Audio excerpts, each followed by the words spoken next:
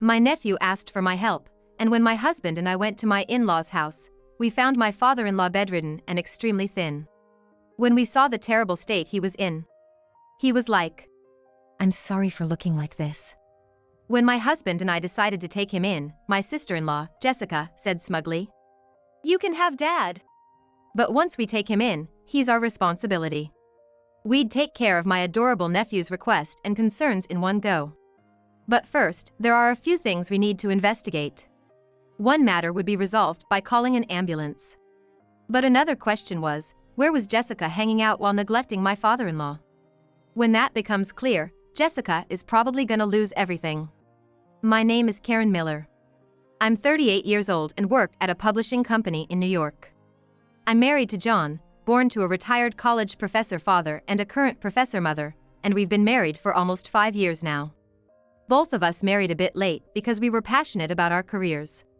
My publishing job, and his job as an engineer at an electronics company, kept us so busy and fulfilled that marriage wasn't on our minds. But after turning 30, each parent started suggesting us to find a partner, and we got to know through a mutual friend. Luckily, John and I hit it off and got hitched quickly. Both of us were rarely home, and we were thorough about cleaning when we realized each other's days off. People would joke, saying our relationship seemed more like roommates, but we managed to get along well with each other's families and had a good time. We haven't had kids, but neither of us was particularly eager to. We're content thinking we'll just enjoy our retirement years together as best pals. The in-laws never pestered us about having kids. Especially my mother-in-law, being a working woman herself, understood the challenges of juggling work and family, and never pressured me. Then one night, as I was thinking about pulling another all-nighter at work, my phone buzzed. It was a call from my nephew, Tim. What on earth happened? Hello? Oh, thank goodness, Auntie. From the urgency in Tim's voice, I could tell something was wrong. What's going on? It's rare for you to call at this hour, Tim. Yeah, I know you're working, Auntie. But please, can you help Grandpa? Speaking of his grandfather, he's my father-in-law. What happened to Grandpa? Tim paused for a moment. Then, with a frustrated tone, Mom's being awful. She's out having fun and not taking care of Grandpa who's injured. Wanting to get the full story, I asked Tim to meet me at a nearby diner, figuring we could talk over dinner. Over here, over here. Waving enthusiastically, Tim called me over. He had already started eating, probably starving. I quickly chose something from the menu, and while watching him eat voraciously, I immediately asked about the phone call. Sorry, I was really hungry. Haven't been eating well lately. Wait, Tim, aren't you commuting from home to college? Yes, Tim is in his senior year of college. He's got a job lined up after graduation, but he's busy with his thesis and studying for exams. Yeah, but I don't want to waste time commuting, so I've been staying at school a lot. Just go home to change clothes sometimes. That sounds tough. Yeah, but I'm managing. Anyway, Auntie.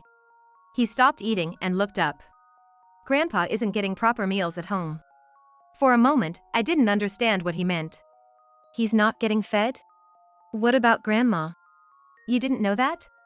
She's currently overseas for a conference, and she's also traveling with some research acquaintances over there. She'll be gone for about 2 months, so another month before she's back. I wasn't aware of that. My mother-in-law, a current university professor, often travels for conferences. So, just because it was abroad that time, it wasn't something she would necessarily inform us about. We'll be fine. We have Jessica. My mother-in-law said nonchalantly. Jessica is Tim's mother. She's my sister-in-law. She's John's sister. My husband John always knew what he wanted to do since his middle school and high school days, so he went to college for it and is now working hard in his career. However, Jessica didn't seem to take after her parents. She wasn't dumb, but she didn't really like studying. So, she got married right after finishing school. The one was one of her father's students and was then a promising young executive at a renowned company. Thinking it would be great to live with a teacher he respected, they decided to live with her parents. When their child was born, they named him Tim, taking inspiration from her father's name. My brother-in-law apparently wanted to use the same name as his father-in-law, but Jessica firmly objected and chose a different one. Currently, my brother-in-law is in Alaska, working on a major project with international partners. Mom doesn't really like Grandpa. I mean, she kinda hates him. Really? Yeah. When they're together, they pretend to be okay, but she subtly bullies him. Bullies? Even I noticed that when they talk, she makes snide remarks at him. And she really hated that I was close to Grandpa. I see. Never did I think I'd hear the unknown side of Jessica's family from my nephew. Mom wasn't answering my calls, and when I went home recently, it was eerily quiet, so I used my spare key to get in. I heard a noise coming from Grandpa's room. When I checked, it was bad. How bad? You know how lively Grandpa was, right? He was in bed in the middle of the day. When I opened the door, he tried to get up but couldn't. I rushed to him, and he has smelled like not taking shower in days. What? Looking around, I saw opened water bottles everywhere. The trash bin only had a few snack wrappers. I was shocked. I asked when it started, and he said it's been like that since Grandma left and after he fell down the stairs and hurt his leg. That's like, for almost 3 weeks. Wait, so he's been bedridden all this time? He avoided my question, but probably. His ankle and knee are injured, so even going to the bathroom is a struggle. It seems he sometimes wets the bed, and no one seems to change the sheets. That's terrible! I don't know. But I quickly went to a nearby grocery store and bought him some ready-made food. He cried, saying it's been ages since he had a proper meal. He told me Mom just leaves him some snacks and a couple of water bottles and hardly checks on him. Did she take him to a doctor? She just bought some pain relief patches and left them for him. But Auntie, if he doesn't move around, his legs are gonna get weaker, especially at his age. True. I firmly replied. And I found out something. It was Mom's fault that Grandpa fell. Huh? What do you mean? Unlike Auntie's condo, our place is an old 2-story house, right? Yeah, that's true. You know, the stairs from back in the day before everything was accessible, they tend to be pretty steep. Oh, I see what you mean. We were talking about renovating it at one point, but kept saying it's still fine. He said he slipped, but I can't believe that happened. And the thing is, even without doing a full renovation, they had put anti-slip tape on the stairs. But when I checked it out last time, there was one spot where the tape was missing.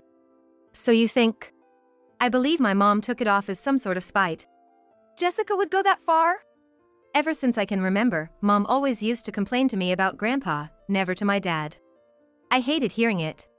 I thought maybe she had her reasons, having grown up in this house and all. But after seeing the tape missing, I realized she's probably been doing stuff like this for a long time. I see. All right then.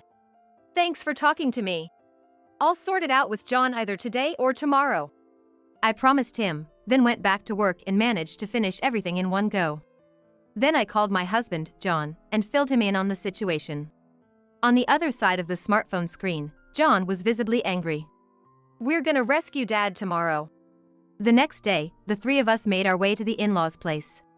If Jessica wasn't there, that was fine. We'd just say we happened to stop by and found Grandpa in bad condition, and we were planning to call an ambulance. Tim unlocked the door and was like, "I'm home." From inside, Jessica, dressed like she was about to leave, came out. "What are you doing here? You didn't say you were coming." "Well, I didn't need to see you.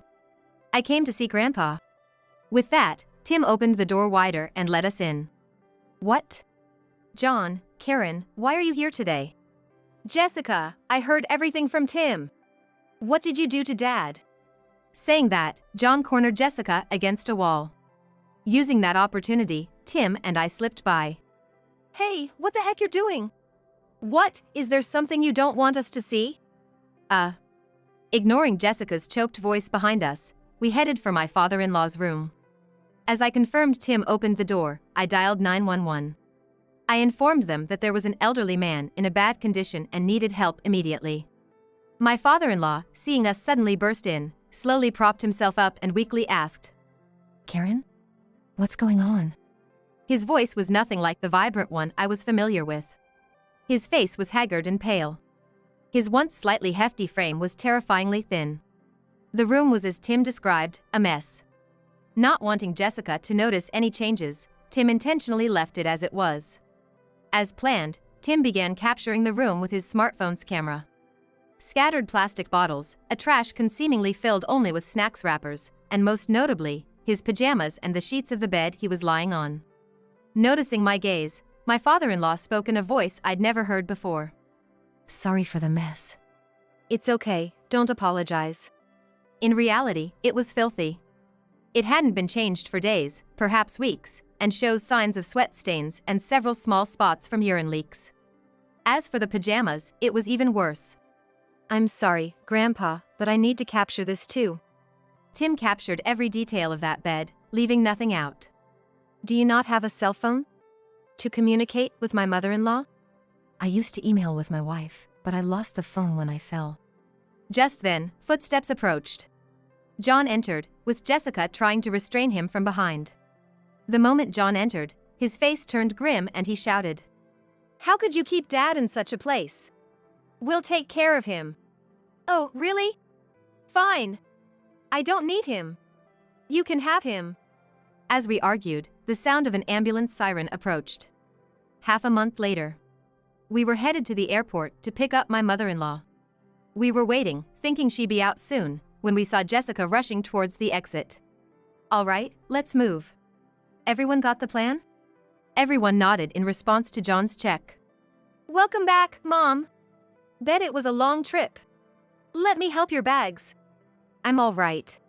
My mother-in-law, holding on to her luggage, walked past Jessica and toward us. "Mom, wait up.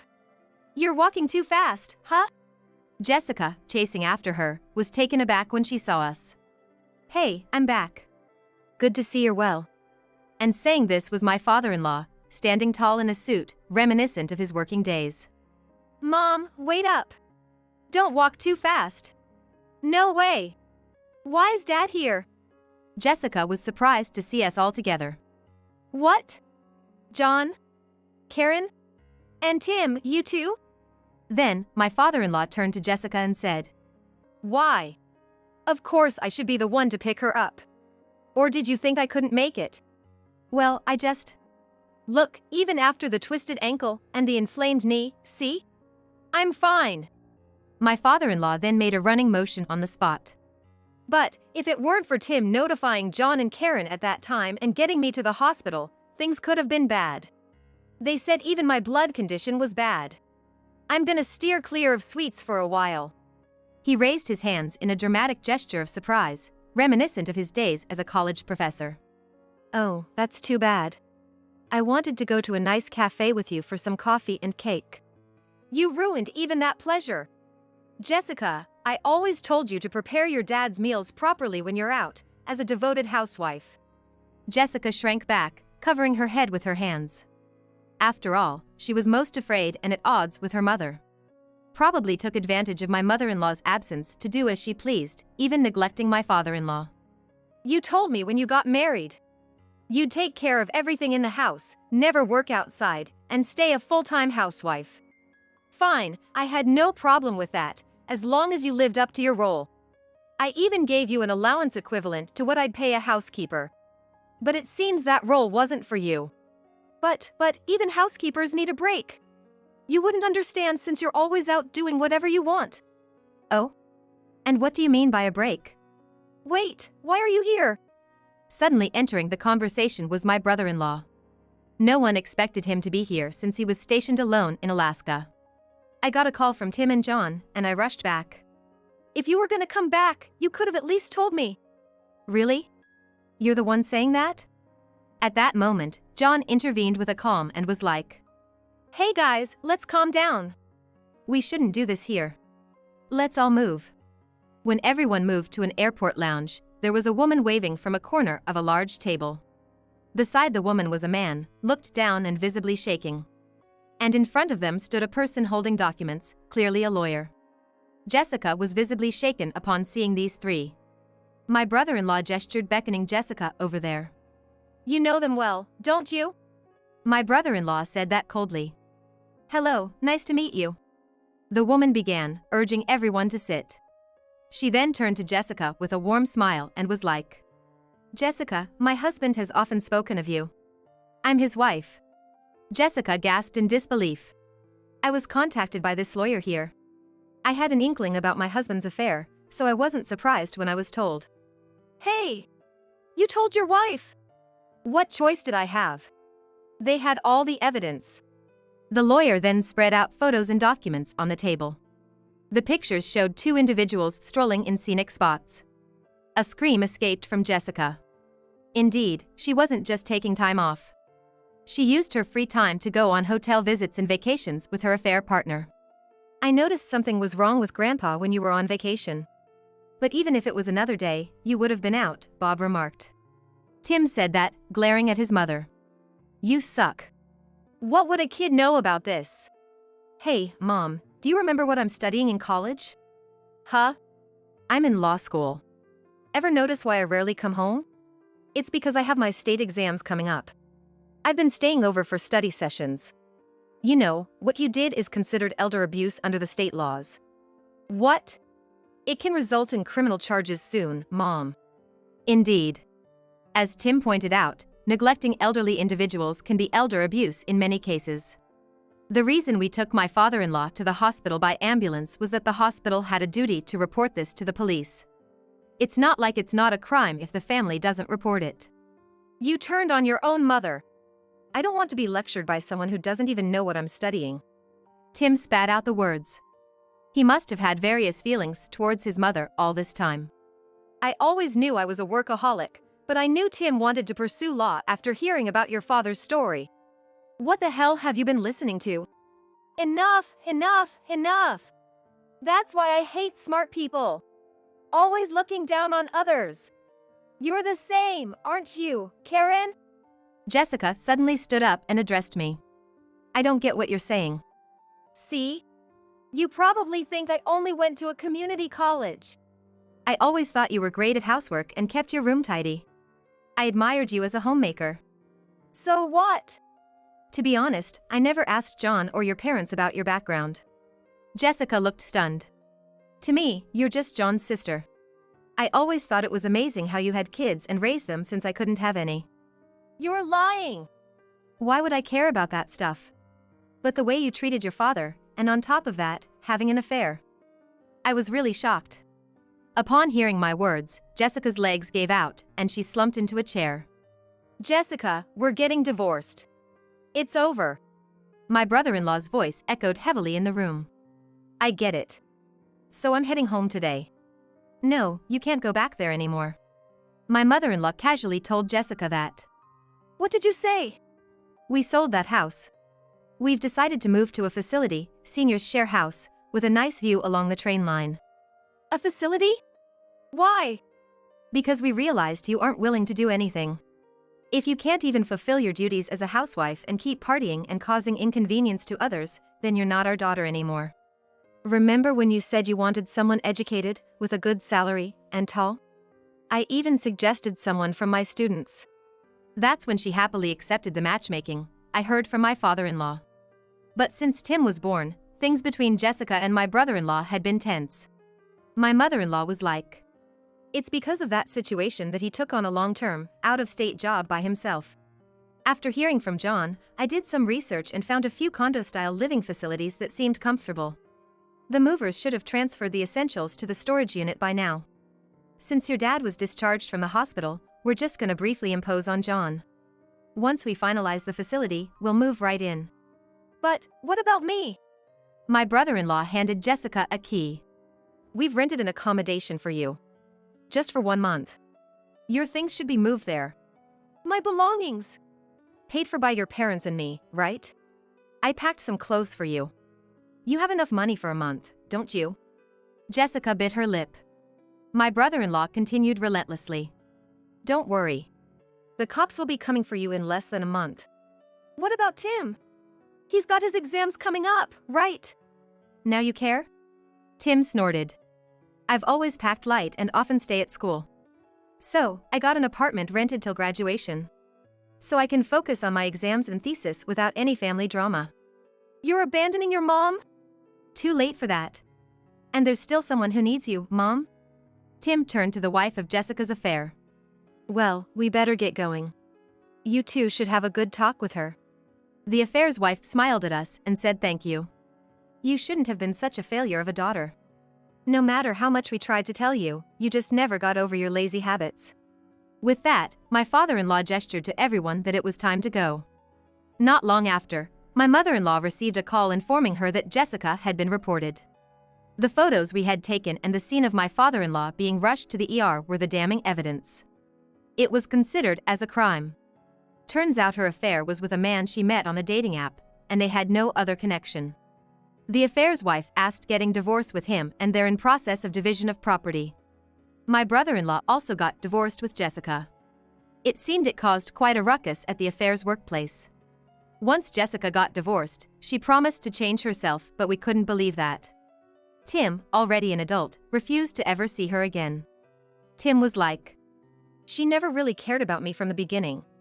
After a while, we visited the new condo-style facility where my in-laws were staying. With the sale of their house and property fetching a good price, this condo had more than enough space for the two of them. It was located a straight shot from my mother-in-law's workplace. A spacious living and dining area and a kitchen for light cooking. But this place also had a dining hall that prepared nutritious meals. "I think I'll take my meals here every day," my father-in-law declared. "Oh, I don't want to cook breakfast either, so I'll join you." My mother-in-law, still working full-time, probably doesn't want to bother with breakfast. On a higher floor, there's a communal pool with a great view. My father-in-law, always fond of large pools, was thrilled. Tim opened a door to another room, shouting in excitement. "Wow, Grandpa, Grandma! This entire room is filled with books." "Yeah, if you find anything you like, take it. If you're gonna become a lawyer, there are many useful books here." "Now, don't say that and then later complain that you can't find a certain book." Did I ever do that?" He joked, and everyone laughed. "In the future, we'd like to live in a place like this." John agreed and was like, "We gotta work hard and save up until then." Speaking of work, with all this commotion, I've really piled it up. We laughed. We all imagined how often we'd gather here in the future. It was a comforting thought.